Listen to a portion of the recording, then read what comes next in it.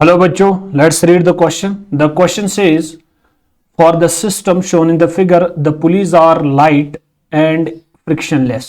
Okay, the tension in the string will be. तो string में हमें टेंशन की बात करनी है, तो की कॉन्सेप्ट क्या होगा इसका? की कॉन्सेप्ट यहाँ पे यही बनेगा कि कॉन्सेप्ट इसमें यही बनेगा कि टेंशन हमेशा पॉइंट ऑफ एप्लीकेशन से अवे होता है. Tension is always away from the point of application.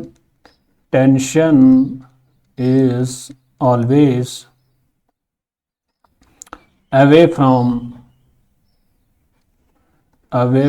the point of application. तो बात करते हैं इसी पॉइंट के यूजेज के थ्रू.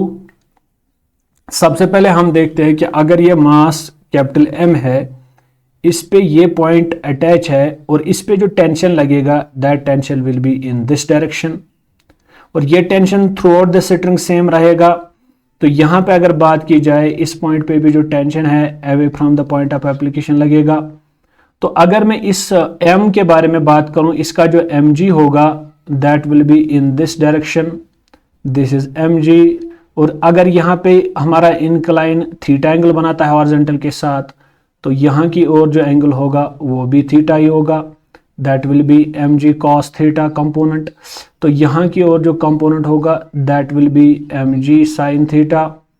और अगर नॉर्मल रिएक्शन की बात की जाए, नॉर्मल रिएक्शन हमेशा सरफेस के परपेंडिकुलर में लगेगा, तो नॉर्मल रिएक्शन की डायरेक्शन ऊपर की ओर होगी. ये मैंने इसी डायग्राम पे दिखाया है. जस्ट आपको सोचना है कि ये मेरे पास ब्लॉक है, इस पे mg नीचे लगेगा, mg cos थीटा इस डायरेक्शन में, नॉर्मल ऊपर, mg sin theta along the inclined plane लगेगा. नाउ द क्वेश्चन सेज, इस पे सोचने की जरूरत है, the tension in the string will be. अब बात ये है कि अगर मेरा mg टेंशन ज्यादा है, सॉरी mg sin थीटा ज्यादा है, तो टेंशन कम होगा. इसका मतलब ये ब्लॉक जो है नीचे आ जाएगा.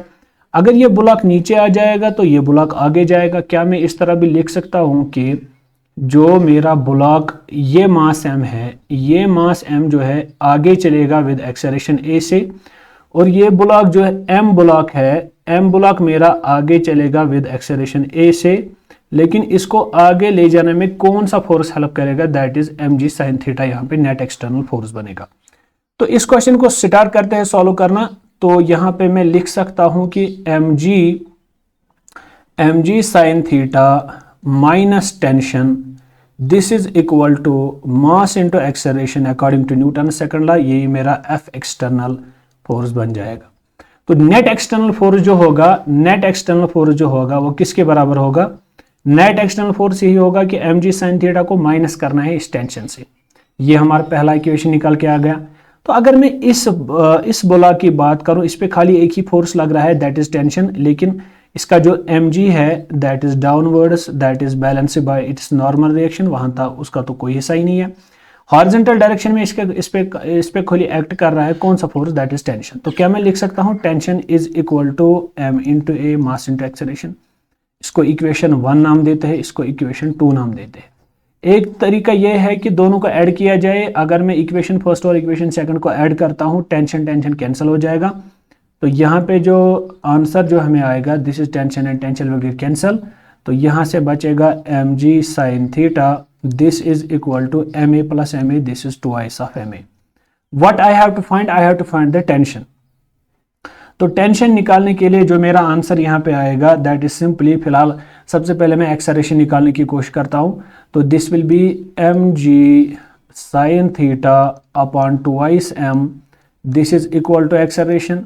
m और m कैंसिल हुआ, तो मेरा एक्सेलरेशन जो निकल के आ गया that is equal to g sin theta upon 2.